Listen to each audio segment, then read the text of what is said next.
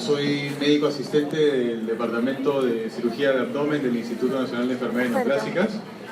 Fui también alumno de la Facultad de Medicina de la San Martín, así que para mí es un honor estar por acá con ustedes. Y bueno, el tema a tratar el día de hoy, el primero es cáncer de colon y el segundo va a ser cáncer gástrico. Cualquier pregunta, por favor, me interrumpen. A ver, para iniciar un poco el tema de cáncer de colon, es importante para todo cirujano conocer un poco de la anatomía. Entonces, bueno, sabemos de que el colon podemos dividirlo de diferentes maneras. La más conocida es la del colon derecho, colon izquierdo. Podemos hablar de colon ascendente, colon transverso, colon descendente, sigmoide, recto. Eso va a depender de la literatura donde cada uno coja o escoja leer. Y el recto, bueno, tiene una distancia aproximada de 15 centímetros, está dividido en 3 segmentos, en recto inferior, recto medio y recto superior, más o menos 5 centímetros cada uno. Otra forma de clasificar el recto también es recto medio inferior, que está por debajo de la reflexión peritoneal, y el recto superior está por encima de la reflexión peritoneal. Bueno, en cuanto a la irrigación del intestino grueso, está dividido de acuerdo a un poco de embriología. No sé si recuerdan, algunos años atrás, del intestino medio, el intestino posterior. El intestino medio está irrigado por la arteria mesentérica superior, como vemos ahí, la ileocólica, cólica derecha y la cólica media, y el intestino posterior está irrigado por la mesentérica, no sé si esto funciona, ¿no funciona? Por la mesentérica inferior, que es esta, ¿no? Que da sus ramas, la rama superior de la cólica izquierda, las sigmoideas y finalmente la rectal superior. Cuando llegamos a terminaciones o la terminación final de las ramas a través del mesenterio del colon, vemos que son sumamente delgadas y tienen una distribución a lo largo de la circunferencia del colon. Y es importante que conozcan esto porque muchas veces ven la grasa alrededor y uno, cuando opera, en el caso de los quirúrgicos, disecamos mucho esta grasa y luego nos encontramos con problemas de disensa anastomosis, y es justamente por esto, porque la irrigación de la cara anterior es a través de estas arterias marginales, sumamente importantes, ¿no? En cuanto al drenaje venoso, es similar a la irrigación arterial. En la parte del colon derecho, el drenaje venoso es a través de la ileocólica, cólica derecha y la cólica media, que llegan directamente a la mesentérica superior. Y en el lado izquierdo, el drenaje es a través de la cólica izquierda, que llega finalmente a la mesentérica inferior, que va a desembocar en la vena esplénica, y la vena esplénica junto con la vena mesentérica superior hacen la vena porta que llega al hígado. En cuanto al recto, es algo distinto porque tiene dos drenajes venosos. El recto superior llega directamente a la vena mesentérica inferior y hacia el hígado. Sin embargo, el recto medio y el recto inferior tienen un drenaje hacia las ilíacas, el cual llega directamente a la vena cava y hacia la circulación sistémica. Bueno, es importante que conozcan también que existen varias variaciones, valga la redundancia, de las arterias, tanto el colon derecho como el colon izquierdo, que incluso podemos identificarlas por tomografía en el preoperatorio de estos pacientes. Y bueno, los vasos linfáticos del intestino grueso siguen a las arterias. Esto en oncología es sumamente importante porque cuando nosotros hacemos resecciones oncológicas nos basamos en el nacimiento de las arterias por la misma razón de que inicia o continúa el drenaje linfático. Entonces debemos hacerlo a nivel del nacimiento de las mismas. Y en el recto es igual, ¿no? El drenaje, todo lo que está por encima de la línea pectínea hacia los linfáticos mesentéricos inferiores, y todo lo que está por debajo de la línea pectínea va a través de los ganglios inguinales. Un poco para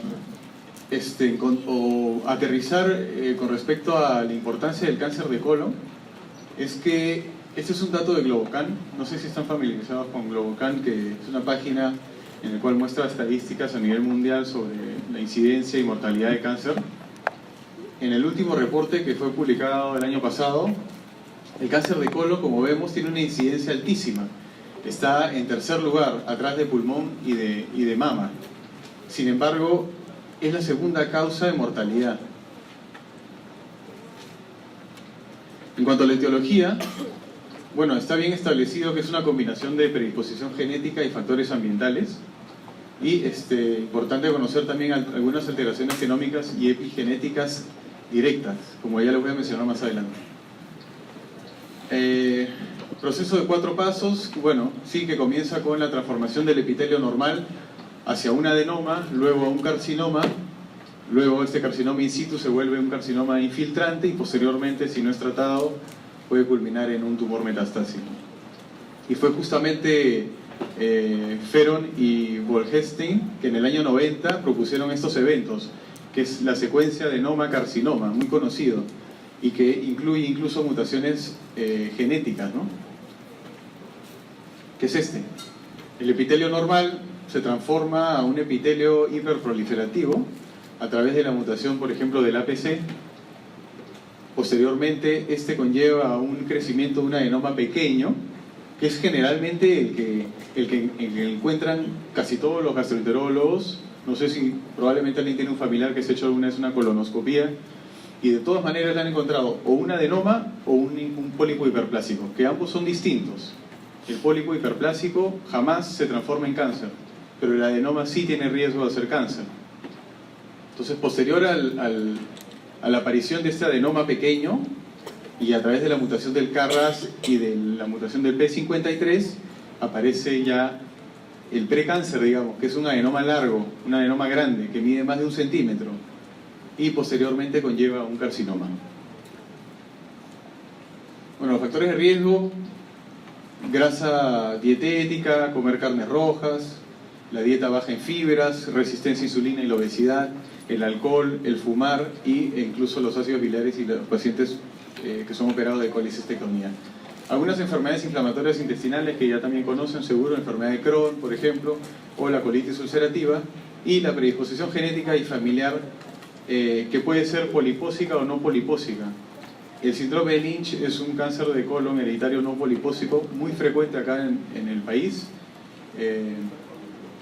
que generalmente se encuentra en pacientes de 50 años, algunos tienen antecedentes familiares, otros no tienen antecedentes familiares, pero sin embargo está relacionado a mutaciones genéticas específicas como el MLH1, el SM2, entre otros, ¿no?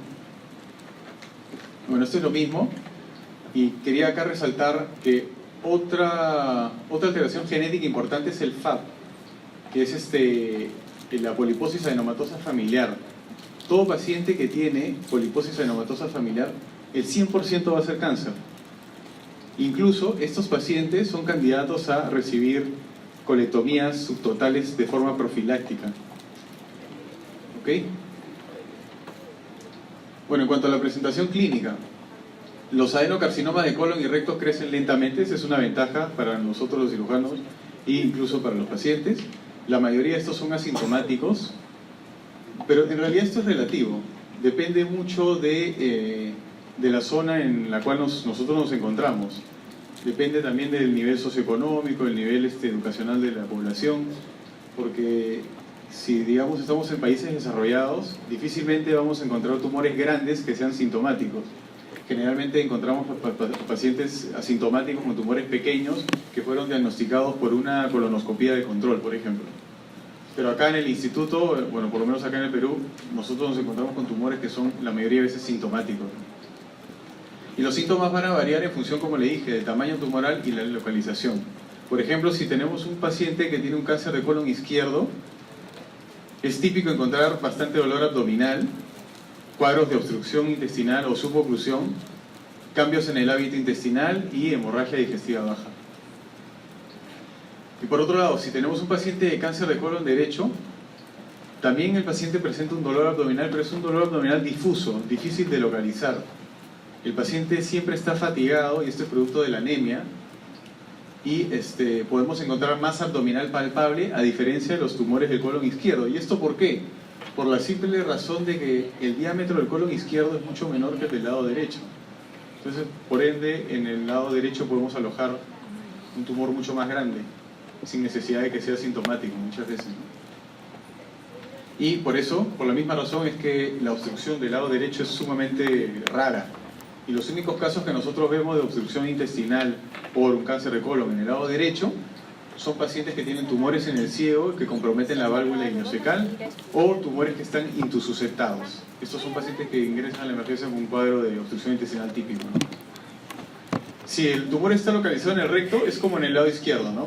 ¿Qué es lo que vamos a presentar?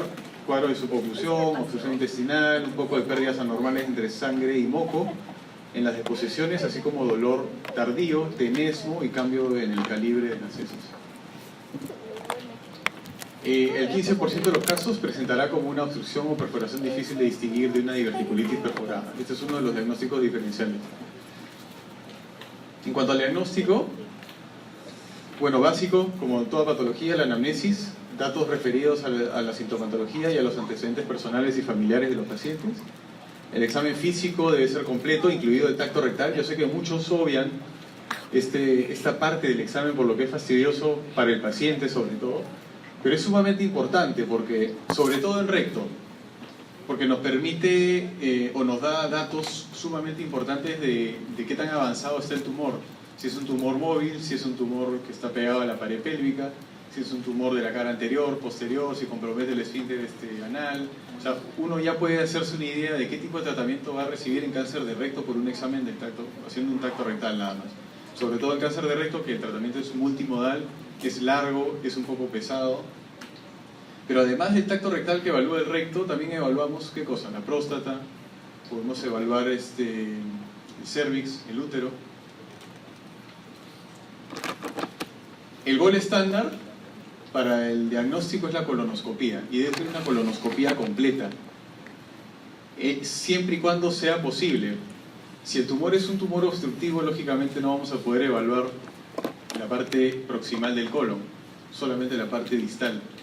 Pero si el tumor no es tan pequeño o es subestenosante y el equipo ingresa al colon, es preferible siempre hacer una colonoscopía completa. ¿Por qué? Porque podemos encontrarnos con tumores sincrónicos.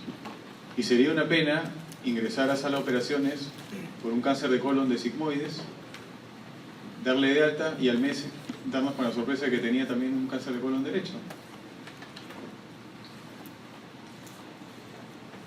Bueno, en cuanto a la estadificación, es sumamente importante para determinar la extensión local, regional y a distancia de la enfermedad, y que tiene importancia para la estrategia del tratamiento y valor pronóstico.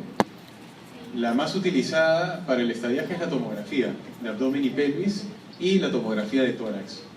Como sabemos, el motivo de hacer el estadiaje de cáncer de colon por tomografía de abdomen y pelvis es justamente identificar lesiones metastásicas en general en el hígado, o retroperitoneales a través de ganglios, o incluso pulmonares, que es menos frecuente.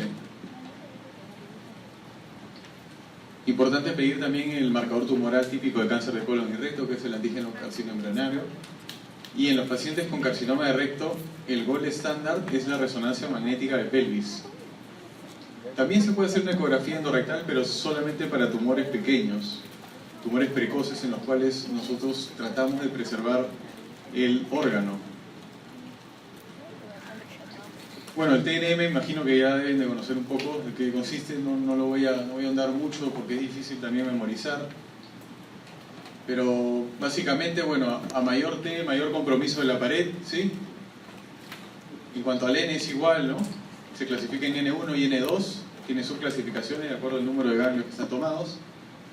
Y el M, esta es la última clasificación de la publicación de la 8ª edición. El M ha cambiado, antes era M1A y M1B, ahora está el M1C. ¿Y qué es lo que incluye el M1C? Es la metástasis peritoneal por cáncer de colon, que es sumamente infrecuente. Ojo que es independiente a las metástasis que pueda tener en otros órganos, ¿no? Bueno, en cuanto a los estadios clínicos, está en relación al T y al N. Y una forma práctica de acordarse es que todo paciente con N positivo, sí o sí es un estadio clínico 3. Y por lo tanto son pacientes que luego del tratamiento quirúrgico deben de recibir, en su gran mayoría, tratamiento con quimioterapia. Esta es una tabla de Kaplan-Meier para que ustedes se den una idea de que efectivamente cáncer de colon y recto son patologías similares, pero tienen muchas veces diferentes pronósticos. Lógicamente, a mayor estadio, peor pronóstico. En cuanto a la clasificación histológica, bueno, el 95 a 98% de los casos son adenocarcinomas. Y estos tienen esta subclasificación, ¿no? El cribiforme, el medular, el micropapilar, el mucinoso, el de células en anillo de sello como en estómago. Y el restante 5% solamente es esto. El adeno escamoso, el de células redondas, el carcinoma escamoso, el adeno escamoso y el carcinoma escamoso, y el indiferenciado. Esto es lo mismo. La apariencia, ya. En cuanto a la patología, es importante recordar que los marcadores que nos dan la inmunistoquímica para el diagnóstico de cáncer de colon son estos: el CK7 y el CK20. Por ejemplo, tenemos un paciente que tiene una metástasis hepática y tiene, por ejemplo, endoscopías de otra institución incompletas, o muchas veces no se puede evaluar bien el colon por X motivo, pero viene el paciente con metástasis hepática. Entonces, lo que hacen en muchos institutos es tomarle una biopsia al hígado, y lo que nos dice es que es una lesión metastásica del tracto gastrointestinal, pero no sabemos de dónde. Entonces, ¿qué es lo que hacen los patólogos? Utilizan la inmunistoquímica. Y justamente lo que marca son las citoqueratina 7 y 20. Entonces, ya con este resultado de CK20 positivo y CK7 negativo, ya sabemos de que es un cáncer de colon, y hay que buscar sí o sí un cáncer de colon. En cuanto al manejo quirúrgico, importante recordar de que la resección quirúrgica es el tratamiento curativo, el único. Lógicamente podemos ofrecerle también quimioterapia, tal vez radioterapia en algunos casos, pero el tratamiento que lo va a curar al paciente es un tratamiento quirúrgico. La profundidad de la invasión de la pared intestinal y el estadio de los ganglios linfáticos son los indicadores pronósticos más importantes. La regla actualmente son 10 centímetros como margen adecuado, tanto proximal como distal, tanto para la pared colónica y el meso. Esto está en discusión, pero todavía se mantiene la regla de los 10 centímetros. Y otra recomendación es: mínimo 12 ganglios linfáticos deben ser extraídos para hacer un estadiaje adecuado. Cuando nosotros hablamos de tratamiento quirúrgico de cáncer, tenemos que enfocarnos de que el tratamiento quirúrgico del cáncer es más que una técnica, es una filosofía, porque está basada en la embriología. Debemos hacer una resección completa. Por ejemplo, vemos esta pieza, ¿no? Colon derecho, vemos el meso completo, sin ruptura alguna, y ligadura alta de los vasos. Igual acá. Entonces, ¿qué cosa vendría a ser esto? Esto es una linfadenectomía D2. Y cuando hablamos de linfadenectomía D2, tenemos que recordar de que existen tres tipos de estación ganglionar en colon: los que son paracólicos o epicólicos, los de estación intermedia, y los que son de estación central, digamos, que son los que están a la altura del nacimiento de los vasos. Cuando hablamos de D2, estamos solamente hablando de los ganglios en el grupo intermedio. Y esta linfadenectomía, de acuerdo a la clasificación japonesa, está indicada en cáncer temprano, es decir, en cáncer de colon estadio clínico 1. Sin embargo, el gol estándar para el resto, estadio clínico 2 y 3, o incluso 4, es la linfadenectomía D3, que es la de la ligadura alta, o las siglas en inglés son de ligadura vascular central con excisión completa del mesocolon. Esta es la de terminología alemana y esta D3 es la de terminología japonesa, pero sin embargo es lo mismo. ¿Y cuál es el beneficio de hacer este tipo de linfadenectomía? Es que mejora la sobrevida hasta 27% de los casos de estadio clínico 3. ¿Por qué D3? Porque, bueno, este fue el artículo alemán que fue publicado en el año 2009, en donde ellos crean el concepto. Ya existía probablemente la cirugía, pero el concepto era nuevo. ¿Y qué es lo que demostraron? De que con este concepto, cuando aplicaban este concepto, la recurrencia local bajaba de 6.5 a 3.6%. Y la sobrevida a los 5 años se incrementaba de 82 a 89%. ¿Cuál es la importancia de hacer la excisión completa del mesocolo? Porque en este mesocolo existen células o depósitos tumorales que si uno no los extrae de forma en bloque, muchas veces se queda en el paciente. Y esto es lo que hace la recurrencia. Igual pasa con los ganglios. A veces uno cree que está haciendo una linfadenectomía adecuada, pero sin embargo está dejando ganglios que tienen enfermedad. Y así le dé quimioterapia, no va a curarse el paciente. Sino, ¿qué es lo que pasa? Una recurrencia temprana. Entonces, la linfadenectomía D3, ¿qué es lo que tiene? Menos recurrencia local, mayor sobrevida, mayor número de ganglios extraídos, mayor área de mesocolon resecado, mayor longitud del intestino resecado y mayor distancia entre el tumor y la ligadura vascular. Bueno, esto es con respecto al margen, porque el margen circunferencial radial también es sumamente importante cuando hablamos de pronóstico, porque no es lo mismo hablar de un R1 o un R0, un R1 o un R2. El R0 es la resección microscópica libre de tumor, el R1 es la resección microscópica comprometida por el tumor y el R2 es cuando dejamos enfermedad macroscópica visible en el paciente, ¿no? Entonces, en colon podemos hablar de resección o de margen circunferencial radial. Va a depender de la zona en la que se encuentre el tumor, porque no todo el colon es intraperitoneal. Tiene áreas que están en contacto directo con el retroperitoneo. Por ejemplo, el colon derecho. La pared posterior está en contacto con el retroperitoneo. Este sería un ejemplo perfecto, ¿no? Si nosotros nos vamos a basar solamente en sacar el colon y hay compromiso del retroperitoneo, vamos a dejar enfermedad en el retroperitoneo. Pero sin embargo, si la lesión se ubica en la cara anterior, en donde no está en contacto con nada, y este es un área intraperitoneal, acá no podríamos hablar de un margen circunferencial, no se aplica, porque esto es solamente peritoneo y luego están las vísceras. Lo mismo sucede acá, ¿no? Es un ejemplo similar, ¿no? En cuanto al tipo de cirugía, depende de la ubicación del tumor. Las clásicas son la hemicolectomía derecha, la hemicolectomía derecha ampliada, la hemicolectomía transversa, la hemicolectomía izquierda, la sigmoidectomía, la colectomía subtotal.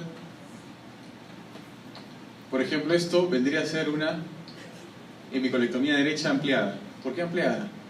¿Y cuál es la diferencia con la derecha? La derecha únicamente tiene ligadura alta de la ileocólica y de la cólica derecha y de la rama derecha de la cólica media.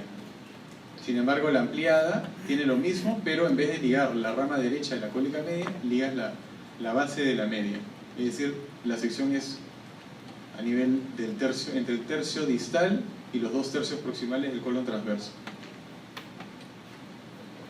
También tenemos en recto la resección anterior, con reconstrucción a través de anastomosis colorectal, o una coloprotectomía total con anastomosis ilioanal o amputaciones abdominoperineales.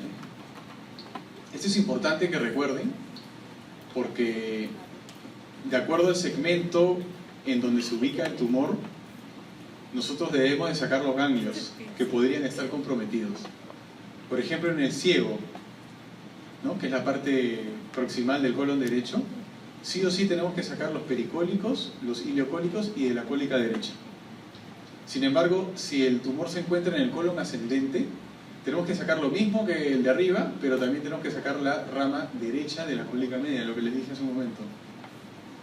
Igual pasa para diferentes ubicaciones del tumor. Si está en una flexura hepática, hay que sacar, como les dije, hay que hacer una hemicolectomía derecha ampliada, ¿sí?, en donde ya no se saca la rama derecha de la cólica media, sino se saca toda la cólica media, ¿no? Igual pasa para todos, ¿no? No lo voy a mencionar para que lo lean.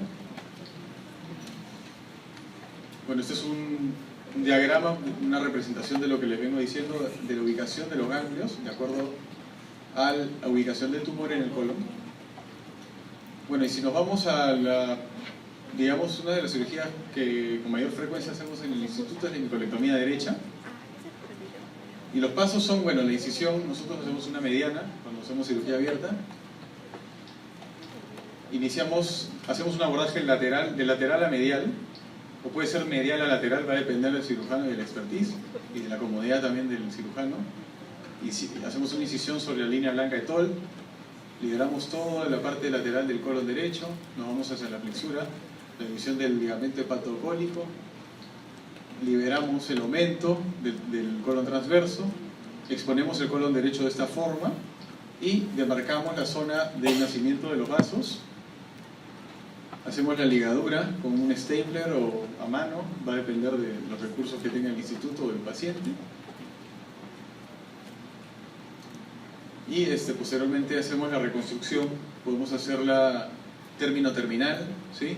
Con sutura continua o sutura continua. Acá, por ejemplo, hacemos una anastomosis término-lateral al colon transverso, o podemos hacer una lateral.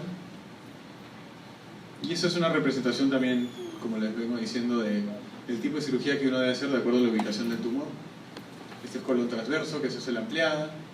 Colon descendente, se hace una hemicolectomía izquierda. Esta es una sigmoidectomía. Y esta es una resección anterior baja de recto. Y este es un abdomen perineal en donde se extrae también el ano y el paciente queda con una colostomía de por vía.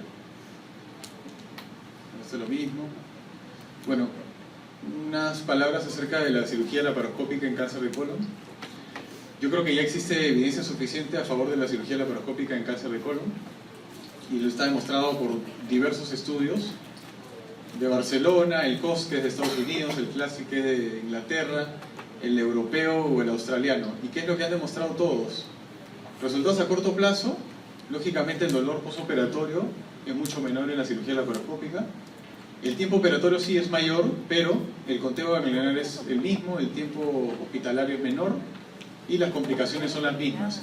Y si nos basamos en resultados a largo plazo que ya están disponibles en la literatura, la mortalidad, la recurrencia, la sobrevida al día de enfermedad, la sobrevida global son exactamente las mismas. Entonces lo que nosotros buscamos entre la cirugía laparoscópica y la cirugía abierta son resultados a corto plazo: recuperación rápida, menos analgesia, menor estancia hospitalaria, una equivalencia oncológica, y los resultados a largo plazo, como les dije. Esto va a depender de qué, del expertise del cirujano. Si el cirujano no cree que está en la capacidad de hacer una cirugía oncológica laparoscópica, debe convertir. Sin embargo, todos los estudios que les mencioné tenían un poco de, digamos, de rechazo en algunas partes del mundo, porque siempre mencionaban de que no estaban incluyendo las D3. Sin embargo, los japoneses, como siempre, se encargaron de refutar esto, ¿no? Hicieron un trial en el cual demostraron de que los pacientes que iban a hemicolectomía laparoscópica versus abierta tenían una sobrevida similar haciendo una D3. Entonces la conclusión es de que efectivamente la cirugía laparoscópica D3 podría ser una opción para el tratamiento en estos casos, sobre todo en estadios clínicos 2 y 3. Gracias.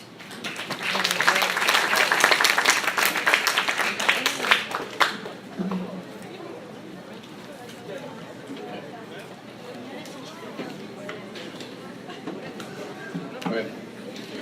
Bueno, vamos. Todavía no acaba la clase, por si acaso. Si quieren ir. A ver. Pasamos ahora a otro tema importante, que es el cáncer gástrico. Los temas que vamos a tratar son, bueno, un poco de la introducción, las definiciones, diagnóstico, manejo actual del cáncer gástrico en el país y en el mundo, el rol de la linfadectomía D2, la neoadyuvancia en cáncer gástrico, y un tema a tratar también es la gastrectomía laparoscópica versus abierta. Bueno, el cáncer gástrico es la segunda causa de muerte por el mundo actualmente, y países como Japón, China, Corea tienen las más altas incidencias a nivel del mundo, igual que acá en Sudamérica. Sudamérica es una zona sumamente riesgosa. Y cuando hablamos de cáncer gástrico es importante dividir el cáncer gástrico en dos. Cáncer gástrico que está en la parte occidental y el cáncer gástrico que está en la parte oriental. La parte oriental, lógicamente, pues son los asiáticos, incluidos nosotros, porque nosotros tenemos una epidemiología similar a la de ellos. La patogénesis es completamente distinta, la biología molecular es diferente, el tratamiento y el comportamiento es distinto cuando vemos estudios de Europa versus estudios asiáticos, por ejemplo. Y en el Perú, ¿qué es lo que tenemos? Bueno, la patología es la patología tumoral gastrointestinal más frecuente y es la primera causa de muerte por cáncer acá en el país. Y en cuanto al género, es más frecuente en hombres que en mujeres. Los factores causales acá en el país, sobre todo, es la infección por Helicobacter pylori. Es una, bueno, ya todos sabemos que es una bacteria gram negativa, un bacilo, sumamente frecuente. Casi todos los peruanos probablemente tenemos el Helicobacter pylori.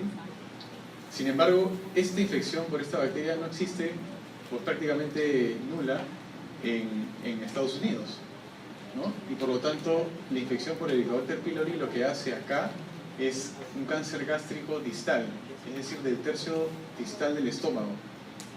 En cambio, en Estados Unidos, el cáncer más frecuente de estómago es el que está en el tercio superior, que está lógicamente relacionado a otros factores de riesgo, como por ejemplo obesidad, reflujo, pacientes que tienen asma, pacientes que tienen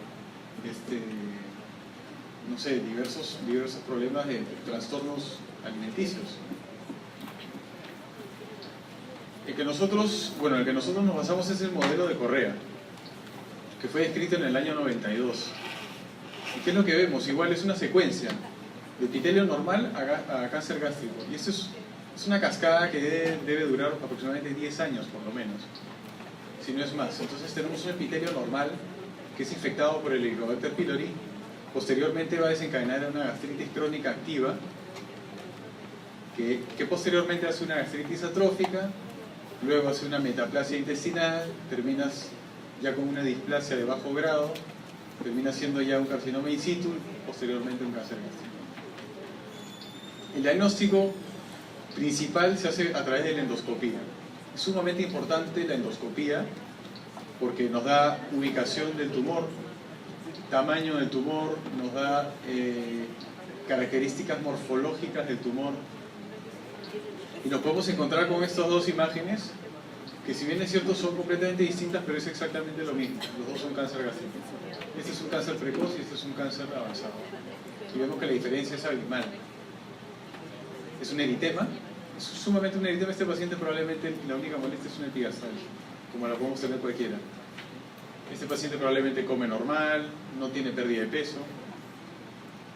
Y es más, como mucho nos pasa, pasamos por alto las molestias digestivas.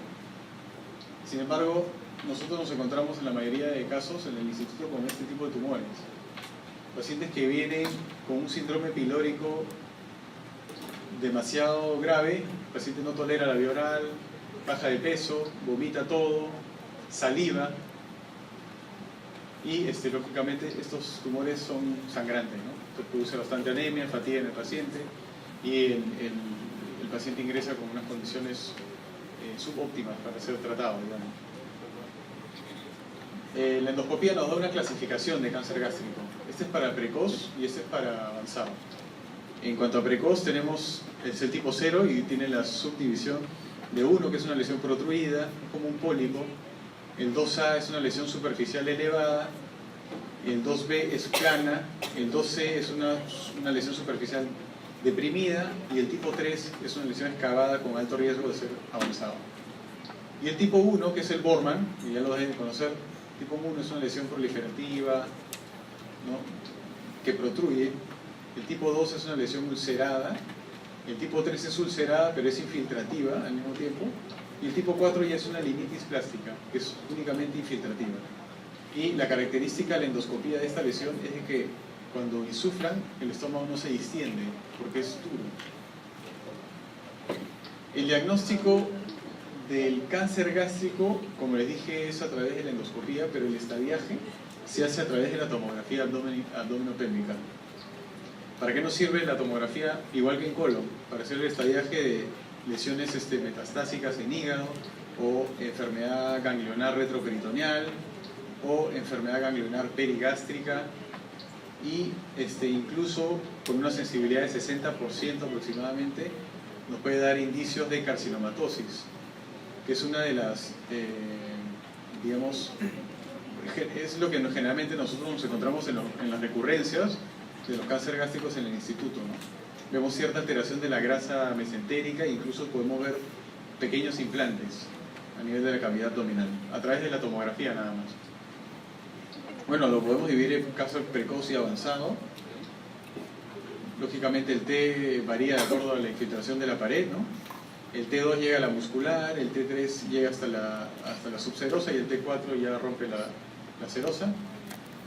En el Perú, ¿qué es lo que tenemos? La mayoría de casos son avanzados. 93% son cáncer avanzado, menos del 7% es cáncer precoz. ¿Cuáles son los factores pronósticos más importantes? Igual que en colon. La profundidad de invasión, que es el T, y el compromiso ganglionar. Este es un cuadro que está descrito en el libro de cáncer gástrico del instituto, que fue publicado por el Dr. Ruiz, que es uno de los maestros de cáncer gástrico acá en el país. En 9 años, él publicó que el 51% de los casos que llegaron al instituto ya eran casos inoperables. Es decir, el paciente tenía estadio clínico 4 o el paciente estaba en condiciones de no ser operado. Y de la otra mitad, el 28% fueron tumores que pudieron resecarse, pero sin embargo un 21% de casos fueron irresecables. ¿Irresecables por qué? Por ejemplo, compromiso del páncreas, por ejemplo, enfermedad ganglionar grosera, o si eran, por ejemplo, tumores del cuerpo, generalmente había infiltración de ligamento gastrohepático que ya los hace irresecables. En cuanto a la sobrevida, lógicamente desciende de acuerdo a la infiltración. En T1 es 90%, T2 70%, en T3 ya baja hasta 32% y en T4 10%. Igual pasa con los estadios clínicos. En cuanto al manejo, desde el año 90, si no me equivoco, nosotros nos guiamos bajo las guías japonesas. La última descrita es la del 2014, que se encuentra vigente aún, y observamos este logaritmo, ¿no? Tenemos un paciente con cáncer gástrico, lo primero que tenemos que hacer es dividir si es un M1 o M0. El paciente que es un M1, ya sea por tomografía o ya sea por una laparoscopía diagnóstica, el paciente no tiene ningún tipo de tratamiento curativo. Ese paciente va a fallecer sí o sí. Y lo que hacemos es, lo derivamos al departamento de medicina para que reciba quimioterapia de forma paliativa, o de lo contrario le damos manejo para el dolor. Si es un M0 y está comprobado, lo que hacemos es buscar el T clínico. Si es un T1 por endoscopía, es decir, es temprano, aparentemente temprano, le hacemos igual el estadiaje con la tomografía para describir o descubrir algún ganglio clínico sospechoso. Si no tuviese, y el paciente es un T1A con estas características, de ser diferenciado, de ser menos o igual de a 2 centímetros y no ser una lesión ulcerada, el paciente puede ir a un tratamiento conservador únicamente con resección endoscópica. Pero si no cumple estos criterios, el paciente sí o sí pasa a tratamiento quirúrgico, que puede variar. Una gastrectomía D1, que es una gastrectomía limitada. D1 quiere decir que agarra y sacamos los ganglios perigástricos de la estación 1 a la estación 7, y una D2 es una que es un poco más amplia, que llega hasta la 12A.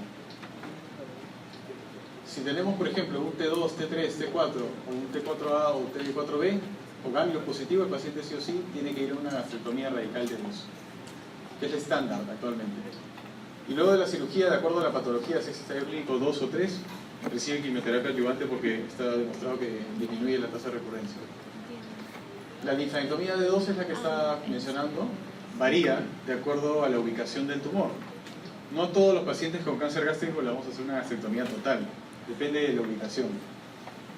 Si se encuentra en el tercio distal, en el antro, o incluso algunos tumores del cuerpo distal, en los cuales se puede dar un margen de 5 centímetros, podemos hacer simplemente una gastrectomía radical distal con linfadenectomía de 2.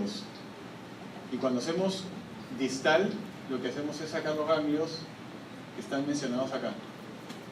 El 1, que es de la curvatura menor, el 1, el 3, el 5. De la curvatura mayor es el 6, que son los infrapilóricos, los 4D, los 4SB, que son de la primera estación, que están en azul, y luego pasamos a la parte de la segunda estación, que son del 12A, que es de la hepática propia, el 8A, que es de la hepática común, el 9 es del tronco celíaco, y finalmente el 11P, que es de la parte proximal de la arteria esplénica.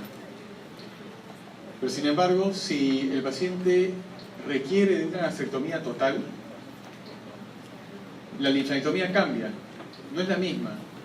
Lo que hacemos es, sacamos también los grupos del 4SA, que son los de los vasos cortos, sacamos el grupo 2, y a la D2 o a la estación 2 le agregamos el 11D, que es la parte distal de la arteria esplénica y los que se encuentran a nivel del hilo esplénico. Esto es lo que nosotros normalmente resecamos, la pieza completa del estómago con los ganglios de la curvatura menor, mayor y las estaciones de la segunda estación. Esta es una gastrectomía subtotal, por ejemplo, ¿no? En los cuales está dibujado lo que falta, que es el grupo 2, digamos, del vaso, el grupo 10, y en una gastrectomía total, por ejemplo, acá está el grupo 2, acá está el grupo SA, que son los que no están en este lado.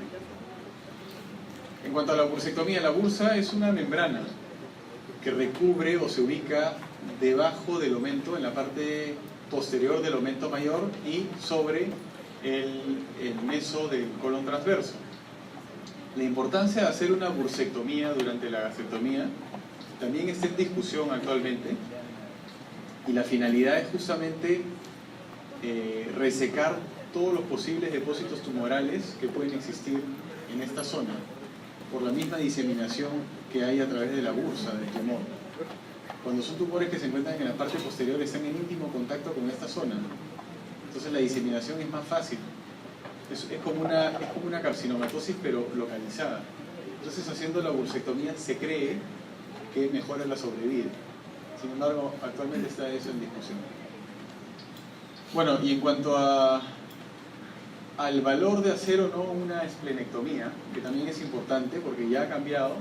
Antes, a todos los pacientes que iban a ser sometidos a gastrectomías totales, les resecaban también la parte distal y el vaso. ¿Cuál era el problema con esta técnica quirúrgica? Es que producía mucha mortalidad. El paciente generalmente hacía fístulas pancreáticas, abscesos, infección, sepsis, y el paciente muchas veces fallecía.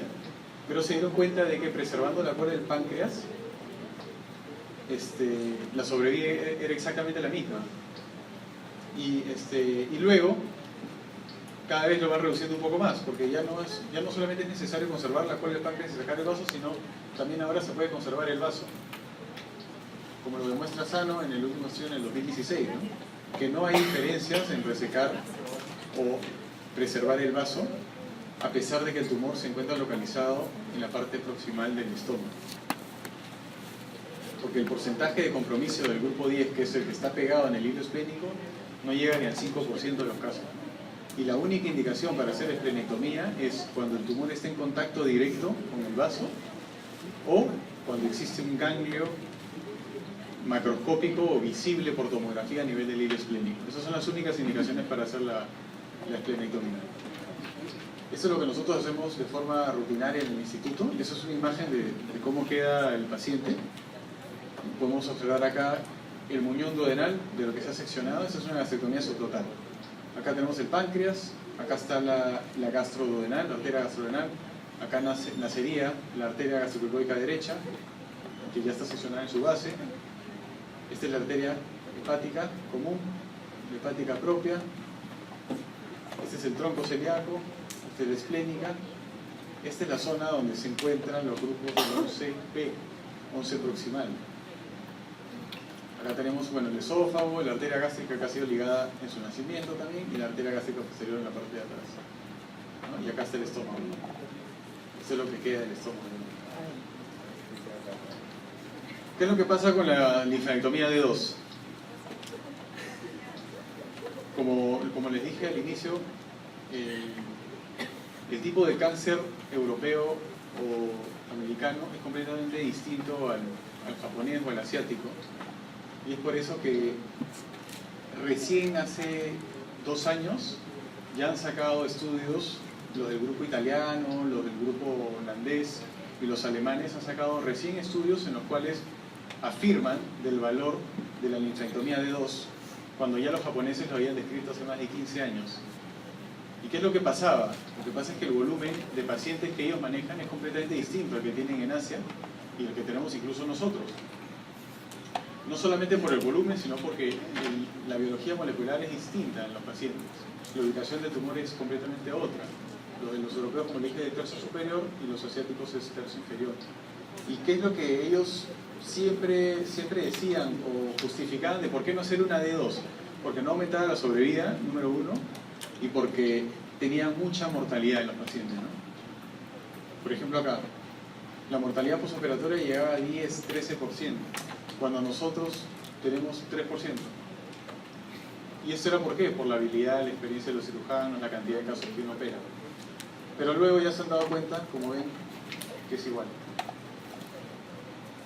En cuanto a la neoadyuvancia en cáncer gástrico, la neoadyuvancia quiere decir el tratamiento previo que se le da con quimioterapia para reducir o disminuir el estadio del tumor. Únicamente está aprobado en estos casos, en los cuales se encuentra enfermedad grosera en la estación 2 y o cuando hay compromiso de ganglios retroperitoneales, que es el número 16.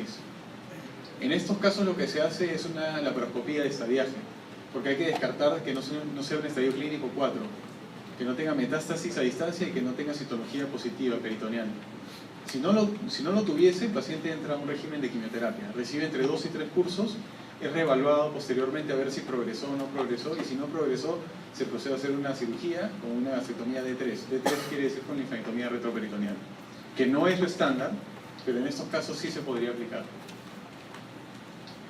En cuanto a la gastrectomía laparoscópica, también de acuerdo a la última guía japonesa, se puede ofrecer en aquellos pacientes que tienen cáncer gástrico precoz. Sin embargo, para el cáncer gástrico avanzado aún estamos a la espera de algunos resultados, que es el CLAS y el CLAS, que son el coreano y el japonés. Y pacientes que tienen enfermedad avanzada deben de ser informados que no existe evidencia randomizada y controlada al momento que recomienden la gastrectomía laparoscópica. ¿La laparoscopía es igual para todos los casos de cáncer gástrico? No, no es lo mismo. Tratar cáncer de colon y cáncer de estómago es completamente distinto. ¿Por qué? La visión que tenemos nosotros del mesenterio del colon es en 2 dimensiones, sin embargo el estómago es en 3 dimensiones. Es más difícil de ver.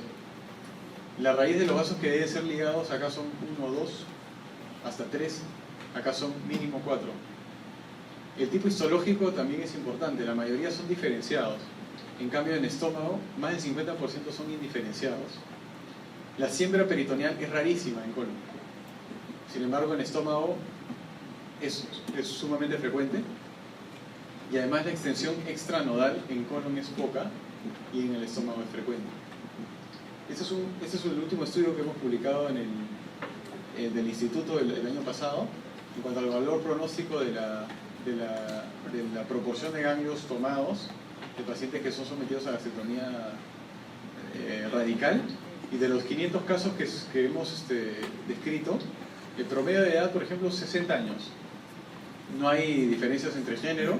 La ubicación del tumor más frecuente, como vemos, el 54% es en antro, seguido de 23% en cuerpo.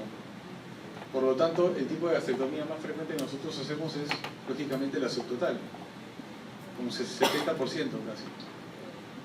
La mediana de los ganglios que resecamos nosotros es de 42, que está muy por encima de lo que describe la literatura. La literatura describe entre 20, 32, algunos llegan hasta 35, pero nosotros tenemos 42. Y luego, ¿por qué pongo el valor de 15?